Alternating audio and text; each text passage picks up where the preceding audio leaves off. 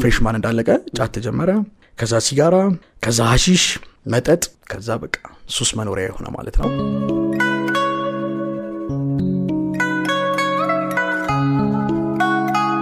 በኦንላይን ፊዚክስ በማስተማር ዝነኛ የሆነው ዳኛቸው ወይም ተማሪዎች እንደሚጠሩት ቲቸር ዳኒ እስከ 8ኛ ክፍል ድረስ ትምህርት መቀበል አይችሉም ከሚባሉ ልጆች መካከል አንዱ እንደነበር ይናገራል ዳኛቸው ሻምበል ውልደትና እድገቱ በድሬዳዋ ሲሆን እስከ 12ኛ ክፍል ትምህርቱን ያጠናቀቀው በስራተ ገብርኤል ትምህርት ቤት ነው በ2007 የ12ኛ ክፍል መልቀቂያ ፈተና 515 በማምጣት አዲስ አበባ ዩኒቨርሲቲን ተቀላቀለ በአዲስ አበባ ዩኒቨርሲቲ የሜካኒካል ምህንድስና የትምህርት ክፍል 1 ዓመት ከ6 ቢማርም በሱስ ተጠምዶ ትምህርቱን ማጠናቀቅ ሳይችል ቀረ ወደ ቻይና የመሄድ ዕድል ያገኘው ዳኛቸው ሳንዞ ከተማ ውስጥ የፔትሮሊየም ኢንጂነሪንግ ትምህርቱን ሲከታተል አሁንም ያለበት ሱስ ሳንካ ሆነው ቻንዝ ዩኒቨርሲቲ ፔትሮሊየም ኢንጂነሪንግ ደግሞ ለማጥናት ገባው ማለት ነው እዛ ጫት የለም እዛ ግን ሲጋራ እንደልብ ነው ባህልም ነው ሲጋራ እዛ ሆቴል ውስጥ ገብተ አንድ ምግብ አዘ የሚቆይ ከሆነ አስተናጋጁ እስከዛ ድረስ ብሎ ሲጋራ ነው የሚሰጠው ባታጨስ እንኳን ተቀበለ ጆሮ ላይ ማድረግ አለበት ጫት ባይኖርም ሲጋራ እና መጠጡ ግን በጣም ባሰ እያለ ደግሞ እዛው ሐሺሽም ተጀመረ ድጋሚ ወደ ሐሺሽ ውስጥ ድጋሚ በጣም ገባው የነበርኩበትን አዲክሽን እንዲህ ቢል አብራራል አልችልም እንዴት ለሁለተኛ ጊዜ ቻይና ሃንዡ የምትባል ከተማ የኮምፒውተር ሳይንስ ለመማር ሄደው ዳኛቸው አሁንም ሱስ ትምህርቱን በአግባቡ መቀጠል አላስቻለውም ከ3 የከፍተኛ ትምህርት ተቋማት በሱስ ምክንያት የተባረረው ዳኛቸው ወይም ቲቸር ዳኒ አዲስ አበባ ጎዳናዎች ላይ የተወሰነ ወራት ቆየ ድሬዳዋ ያለው ከትምህርት ቤት ወደ ቤት ከቤት ደግሞ ወደ ትምህርት ቤት የምልጅ ነበርኩኝ የሚለው ዳኛቸው ከቤተሰብ ተለይቶ ወደ አዲስ አበባ ሲመጣ ግን ሁሉንም ነገር መሞከር ያምረኝ ነበር ይላል ከዚያም ሲጋራ ጫት እየቆየ ደግሞ የተለያዩ አደንዛዥ እጾችና መጠጦችን መጠቀም ጀመረ ቻይና የትምህርት ዕድል አግኝቶ በሄደበት ወቅት ከሱስ ወጥቶ ትምህርቱ ላይ ለማተኮር ለራሱ ቀልብ ይገባም ከራሴ ጋር ስለተጣበቀ አልቻልኩም ይላል ዳኛቸው እዚች ልጅ ላይ እኔ ወደዚህ 10 ሊትር ረዱም ወደዛ 10 ሊትር አውጥ ቻይና ዩኒቨርሲቲ ውስጥ ሳለ በዙሪያው ያለ ገደብና ያለ ከልካይ ሲጋራ የሚያጨሱ ሰዎች ሲመለከት ከ3 ቀን በላይ ከሱስ ተነጥሎ መቆየት አልሆነለትም በቻይና ቆይታው በነበረበት ሱስ ምክንያት በፖሊስ ቁጥጥር ስር ውሎ ለ10 ቀን ከታሰርኩ በኋላ ነው ወደ ኢትዮጵያ የተመለስኩት ይላል ቲቸር ዳኒ ፋይናሊ ድጋሚ ለሶስተኛ ጊዜ ከቻይና ለሁለተኛ ጊዜ ከዩኒቨርሲቲ ደግሞ ለሶስተኛ ጊዜ ተባረርኩኝ እሺ 5 ቀን የቁም እስረኛ ሆንኩኝ ታማኝ እስረኛ የሚባል አለ እዛ ከተማ ላይ ጧት ከዶርም ትወጣለህ ፖሊስ ጣቢያ ትሄዳለህ እስር ቤት ውስጥ ገባለህ ቁጭ ብለህ ትውልና ማታ ወደ ዶርም ትመለሳለህ በታማኝነት ነው ድጋሚ ጧት ትመጣለህ እስር ቤት ትገባለህ ፖሊስ ጣቢያ ቁጭ ትላለህ ቀኑ ሙሉ እዛው ትላለህ ማታ ወደ ዶርም ትመለሳለህ 5 ቀን እንደዛ ቆየው ፋይናሊ ወደ ኢትዮጵያ ድጋሚ መለሱኝ ማለት ነው ዳኛቸው ቤተሰቦቹ ከቻይና መመለሱን እንዲያውቁ አልፈለገም ስለዚህ ሰፊው አዲስ አበባ አንድ ጎዳና ጥግ ተሸሽጎ መቅረትን መረጠ በሱስና ተስፋ መቁረጥ ወደ ጎዳና ህይወት መግባቱን የሚናገረው መምህር ዳኛቸው ከአዲስ አበባ ጎዳናዎች በቀጥታ ያመራው ወደ ቢሾፍቱ ነበር ወደ ቢሾፍቱ ለምን እንደሄደ ሲጠየቅ ደግሞ ቢሾፍቱን የማውቃት ድሮ ነው አዲስ አበባ ዩኒቨርሲቲ ያለው የሜካኒካል ምህንድስና ትምህርት ክፍል ስማር አንድ ትልቅ ፕሮጀክት ለመስራት ወደዛ ሄጄ ነበር ይላል ቢሾፍቱ በሱስ ዓለም ሲያምቧጭር ህይወቱ የበለጠ እየከበደው መጣ በልቶ ማደር ችግር ሆነ ከሱስ አልፎ ሆዱን ማስታገስ ጥሙን ማርከት አልቻለም ስለዚህ ጥሏት የመጣው አዲስ አበባ ናፈቃቸው ማንም ሰው የማያውቀኝ ቢሾፍቱ ከመሞት ትንሽ ሰው የሚያውቀኝ አዲስ አበባ ሄጄ በሞት አስከሬንን ለቤተሰብ ለመላክ እንኳን ይቀላል ብዬ ነው ይላል ምክንያቱም ሲያስረዳ መናኸሪያ የነበረው የጎዳና ጓደኞቹ 35 ብር ሰብስበው ሰጡት እና በርሱ ወደ አዲስ አበባ ጉዞ ጀመረ ከቢሾፍቱ አዲስ አበባ እየመጣ ሳለ መኪናው ቆሞ ለፍተሻ ሲወርዱ ዳኛቸው ወይም ቲቸር ዳኒ ሱሱን ማስታገሻ ለመፈለግ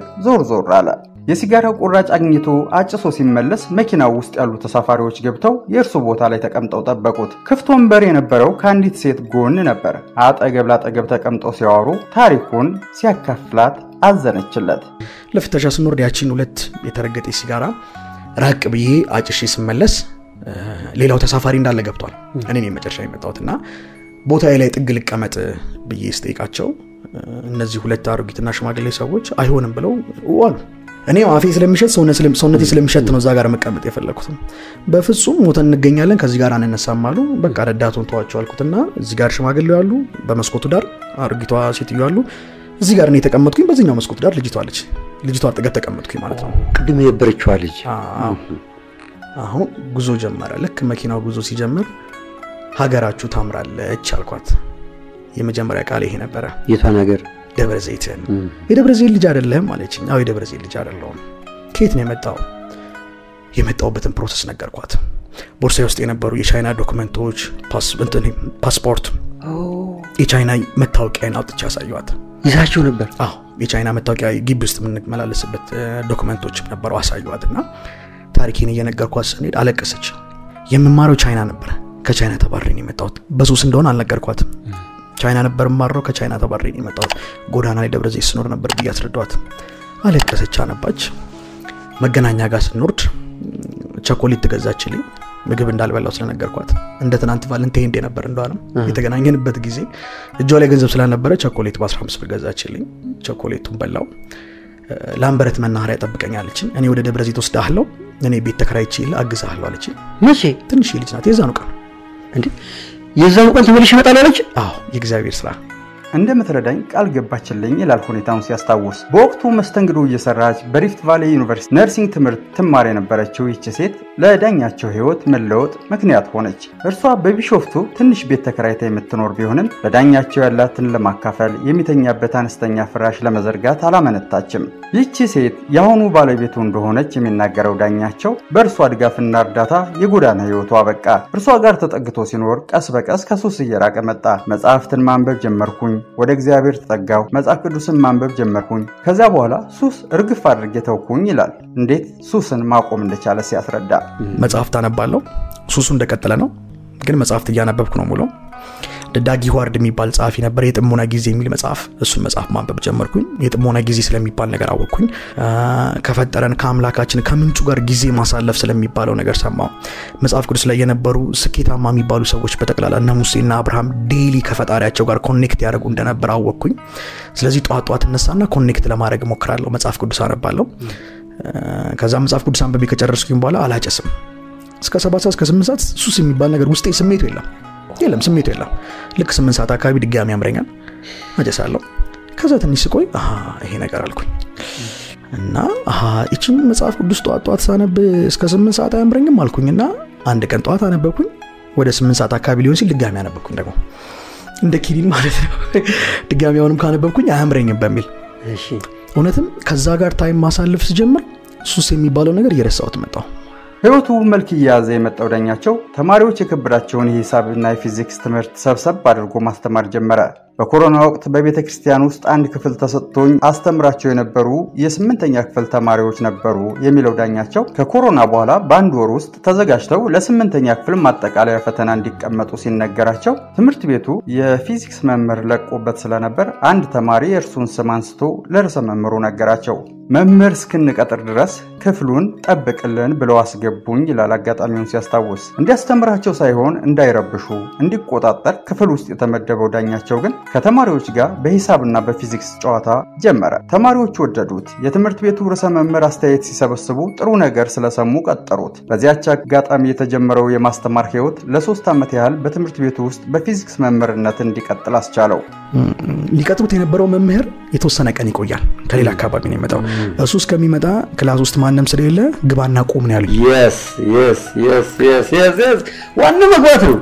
አስተምር አይደለም ግባና ቁም ነው ጠብቅ ልጆቹን በቀን 50 ብር ይከፈላል ነው አረ በነፃ ቆማለሁ አልኳቸው በፊዚክስ ፒሪየድ ገብቼ ነው ቆማለሁ ባዶ እንዳይሆን እየገባ ያቸው ነገር እና በቀን 50 ብር አረ ምን 50 ብር እኔ በነፃ ገብቼ ቆማለሁ አልኳቸው አይኛት የትምህርታችን ህግ አይፈቅድም ገብተን እንከፍላለን ልጆቹን ጠብቅ እሺ አልኳቸው ዳይሬክተሩ ጋውን ነበር አይተሱ የተንጠለጠለ ይሄን ጋውን ልበስ ብለው ሰጡኝ እንዱ ቾክና ዳስተር እንደዚሁ ሰጡኝ እጄ ላይ ይዤ ገባው ባዶ እጄ ነኝ ወረቀት የለኝ ደብተር የለኝ ገርም ነው ቾክና ዳስተር ይዤ ገባው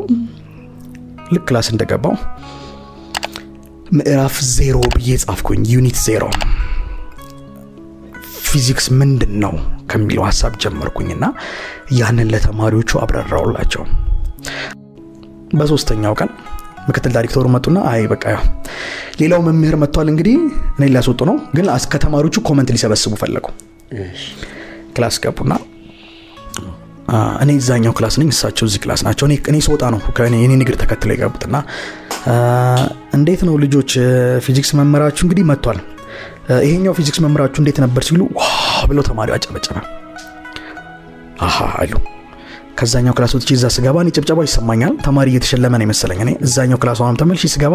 ቀጣይ ክላስ 4 ክላስ ነው ABCD ነው ከየወጥቼ B ስገባ A ይገባሉ ከቢወጥቼ C ስገባ B ይገቡ ኮመንት ሲጠይቁ ተማሪው እንዳለ ደስተኛ ነው ፊዚክስ በዚህ መልኩ ተረድተነው አናቀም በዚህ መልኩ ገብቶን አናቀም ነው የተማሪው ሐሳብ እንዳለ ስወጣ ጠሩኝና ለካ ማስተማር ጥበብና ጸጋ ይፈልጋል እኔ ደብተር ተገልጦ እንደሚነበብ ነው ማቀው ለካ እንዲ ነው ማስተማር እባክህ ፍቃደኛ ኮንክ በፔሪድ 50 ብር እንከፍላለን እኛ ጋር አስተምራለሁ ዳኛቸውን አስጠግተው ከምትኖረው ሴት ጋር ትዳር መስርቶ መኖር ጀምሯል ሁለት ጥንዶች ኑሯቸውን ለማሸነፍ እቁብ እየጣሉ የቤት ዕቃዎችን ለማሟላት ይጥራሉ ዳኛቸውና ባለቤቱ ይጥሉት የነበረው እቁብ 9000 ብር ሲደርሳቸው ቁምሳጥን ለመግዛት ቢያስቡ የማጠናከሪያ ትምህርት ቤት ለመክፈት መወሰኑን ይናገራል ከዚያም ወዲያውኑ ነው ቤት የተከራየው ለ3 ዓመታት በመምህርነት ተቀጥሮ ከሚሰራበት ትምህርት ቤት ለቆ በቢሾፍቱ ከተማ ስኩል ኦፍ ማይሲድ የሚባል የማጠናከሪያ ትምህርት መስጫ ተቋም ከፈተ የማጠናከሪያ ትምህርት ተቋሙን በ16 ተማሪዎች ነበር የጀመረው ከ16ቱ ውስጥ ደግሞ የሚከፍሉት 6 ብቻ ሲሆኑ 10 ተማሪ ደግሞ በነፃ ማስተማር ጀመረ ዋናው የኛ ዓላማ ማገልገል ነበር የሚለው ዳኛቸው በ3 ወር ውስጥ የተማሪዎች ቁጥር ወደ 80 ማደጉን ይናገራል ዳኛቸው በአንድ ክፍል የጀመረው ማጠናከሪያ ትምህርት የተማሪዎቹ ቁጥር እያደገ መምጣቱን ተከትሎ ወደ 3 ክፍል አሳደገው በልጅነቱ ከቤተሰቦቹ ጋር ይኖር የነበረው በአንድ ክፍል መሆኑን የሚናገረው ዳኛቸው ለማጥናት ሲፈልግ እነርሱ ላይ ሌሊቱን ሙሉ እያበሩ ማጥናት ስለሚጨንቀው ሌላ ሰፈር ያሉ ጓደኞቹ ጋር በመሄድ እያደረ ያጠና እንደነበረም አይረሳውም በቂ የማንበቢያ ስፍራ የሌላቸው እንደሱ በዝቅተኛ የኑሮ ደረጃ በሚገኝ ቤተሰብ ውስጥ የሚያድጉ ተማሪዎች እንዲገለገሉበት በሚል የማጠናከሪያ ትምህርት በሚሰጥበት ህንጻ ላይ አንድ 24 ሰዓት ግልጋሎት የሚሰጥ ቤተ መጻሕፍትም አደራጀ ቢሾፍቱ ላይ በነበረው የማጠናከሪያ ትምህርት መስጫ ወደ 14 ሰዎችን ቀጥሮ ያሰራ እንደነበር ያስታውሳል ተማሪዎችም ከፊዚክስ ውጭ ሌላ የሳይንስ ትምህርቶችን ኬሚስትሪ ባዮሎጂ ሂሳብና እንግሊዘኛ ይማሩ ነበር ቢሾፍቱ ማጠናከሪያ እየሰራ ያለ ማስተማር አትችልም ተብሎ ተዘጋበት በዚህ ወቅት በመንግስት ትምህርት ቤት ውስጥ ከመደበኛ ትምህርት ሰዓቶች መማሪያ ክፍል ጠይቆ በበጎ ፈቃደኝነት ልጆችን ማስጠናት ጀመረ የቬሎሲቲ ለውጥ የሚያመጣው ኔት ፎርስ በጨመረ ቁጥር አክሰለሬሽን ይጨምራል ኔት ፎርስ ሲቀንስ ደግሞ አክሰለሬሽን ይቀንሳል እቺን ዲስክ ብቻ ስገፋት የምትሄድበት ፍጥነትና እንደዚህ አይነት 10 ዲስክ ስገፋው የሚሄድበት ፍጥነት እኩል ነው የተለያየ ነው አንድ ሲካፈል ለትልቅ ቁጥር ትንሽዬ ቁጥር ነው የምናገኘው ፊዚክስ እያስተማረ በማህበራዊ ሚዲያዎቹ ላይ የተለቀቁት ቪዲዮዎች የተቀረጹት በዚህ ወቅት መሆኑን ይናገራል ቢሾፍቱ ላይ ከ2000 በላይ ተማሪዎችን አስጠንቻለሁ የሚለው ዳኛቸው በ2016 ዓ.ም ወደ 45 የሚጠጉ ተማሪዎችን ለ4 ተከታታይ ወራት ከፈተና በፊት በማስጠናት ወደ ዩኒቨርሲቲ መግባታቸውን ይናገራል ከነዚህ መካከል 20 ያህሉ አዲስ አበባ ዩኒቨርሲቲ ያወጣውን ፈተና ወስደው በማለፍ መግባታቸውንም ጨምሮ ተናግሯል ከዚህ በመነሳት ኔት ፎርሙላ ክሬት ማድረግ ስላላችሁ አክሰለሬሽን እቺን ወደ ኢኩዌናል ምልክት ብትቀይሯት እዚህ ጋር ማለት ኔት ፎርስ እዚህ ጋር ምን አላችሁ 1 ማስ which means axle m ከቢቢሲ እና ከተለያዩ ድረገጾች ያገኘነውን የዳኛቸውን ህይወት የሚያትተውን መረጃ ነው ያጋራናችሁ